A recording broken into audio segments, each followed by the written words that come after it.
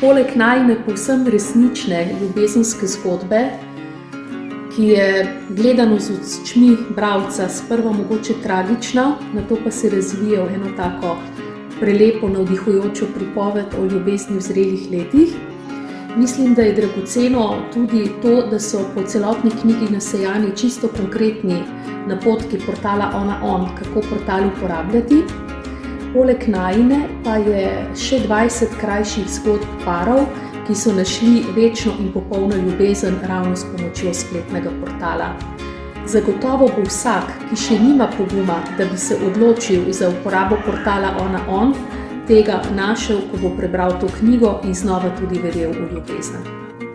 Vsem, ki iščejo ljubezen, ali so bili v ljubezni razočarani, ali so to izgubili, da s to najino življenjsko zgodbo dava podporo in pa pogum vsem, ki to iščejo.